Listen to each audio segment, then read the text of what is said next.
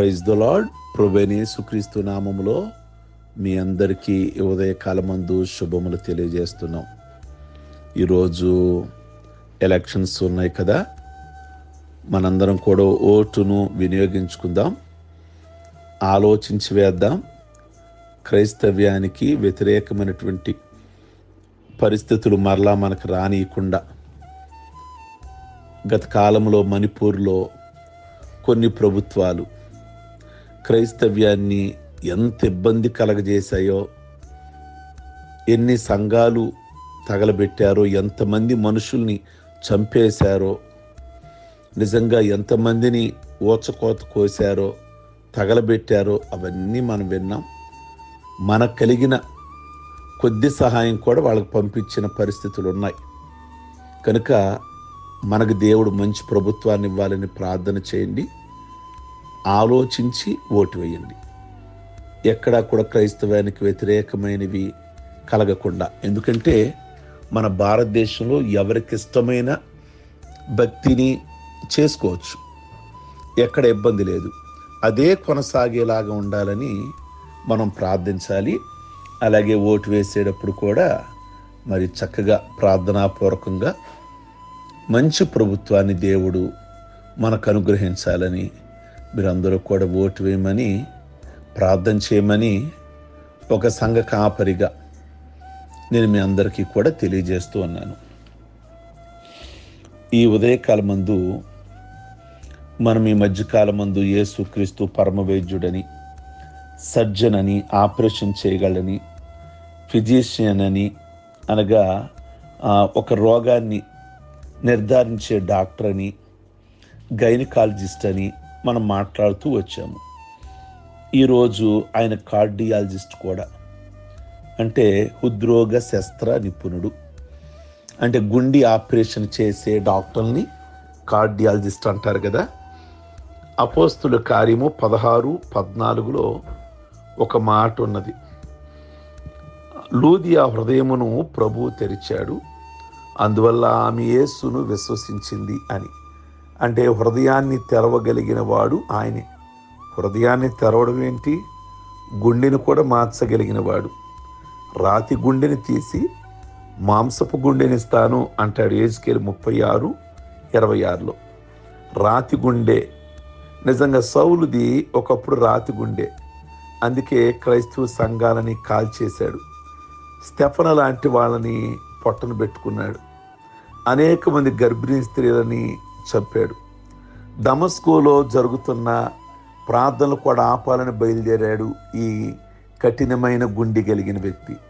దేవుడికి లాభం లేదని ఆ గుండెని తీసి మాంసపు హృదయాన్ని అనుగ్రహించాడు.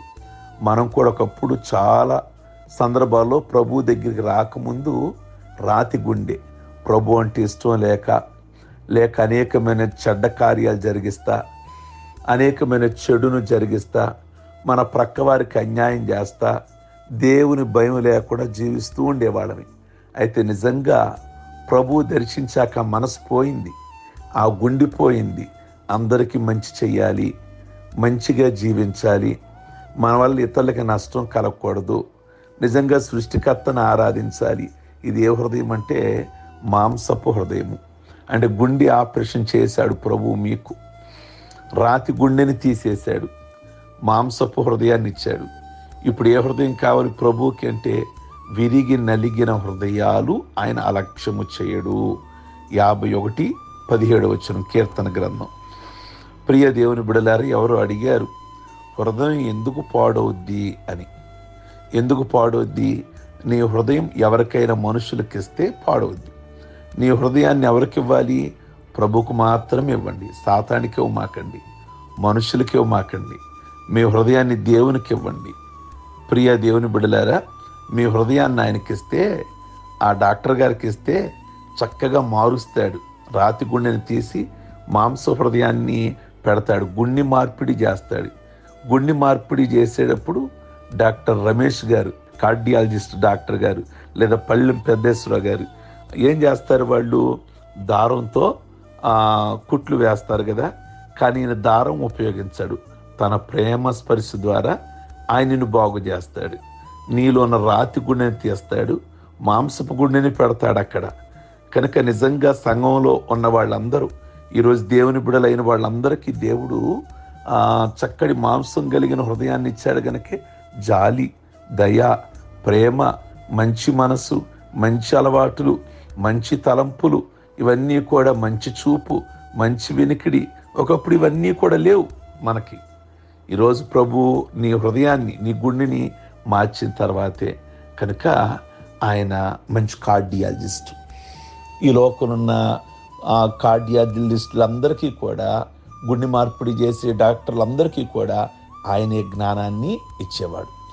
కనుక ప్రార్థన చేయాలి. ఇంకా మన కుటుంబాలలో ఎవరైనా రాతి గుండెతో, ఇంకా మొండి హృదయాలతో ఉంటే, మారకుండా జీవిస్తుంటే ఏం పర్వాలా, దేవుని సన్నిధిలో మారుస్తే ఓ టైం వస్తుంది, వాడు గుండెని మార్చగలడు, వారి అలవాట్లు మార్చగలడు, వారి పద్ధతులు మార్చగలడు, వారి నడకను మార్చగలడు. కనుక మీరు ఎక్కడ కూడా ఆందోళన చెందకుండా మీ బిడ్డల కొరకైనా, మీ ఇంటి వారి కొరకైనా ఆయన సన్నిధిలో ప్రార్థన చేయండి. సౌలు గుండెని మార్చారు కదా ప్రభువా, అలాగే మా కుటుంబంలో ఈ వ్యక్తుల్ని మీరు మార్చండి, వారి గుండెని మార్చండి, వారి ఆలోచన మార్చండి, చెడును మార్చండి అని ప్రార్థించండి. తప్పకుండా ఆయన ఒకరోజు వారిని సాక్షిగా నిలబెట్టుకుంటాడు. ప్రార్థించుకుందాం. సర్వశక్తి కలిగిన తండ్రి, అనేక మంది జీవితాలని, హృదయాలను మార్చారు, వారి గుండెలు మార్చారు. అందుకే ఈ రోజున సౌమ్యులుగా జీవిస్తున్నారు.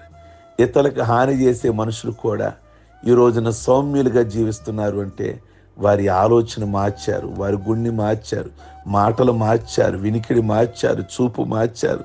నిజంగా వారి లైఫ్ స్టైలే మారిపోయింది ప్రభువా.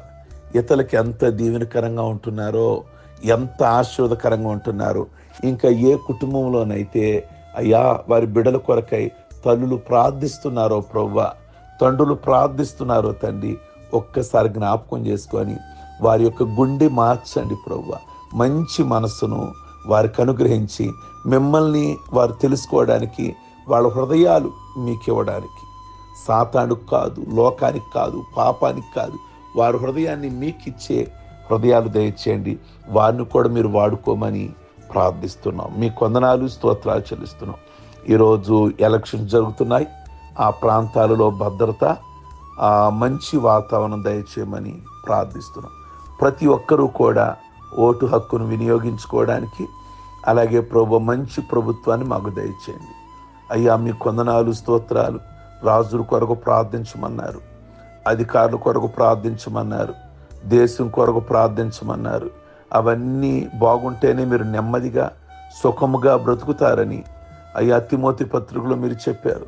కనుక నాయన మీ వందనాలు. మాకు మంచి నాయకుల్ని, మంచి ప్రభుత్వాన్ని, మంచి అధికారుల్ని మీరు దయచేయమని ప్రార్థిస్తున్నాం. ప్రభువా మీ వందనాలు, స్తోత్రాలు చెల్లిస్తున్నాం. క్రైస్తవ్యానికి ఎక్కడ ఇబ్బంది కలిగించనీయకుండా ఉంచమని ప్రార్థిస్తున్నాం. ప్రభువా మీ నామమునికే మహిమ తెచ్చుకోండి.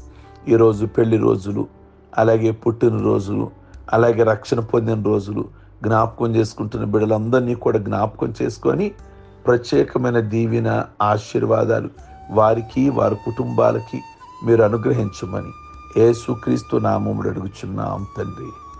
ఆమేన్. God bless you. మీ అందరికీ కూడా శుభం కలుగును గాక.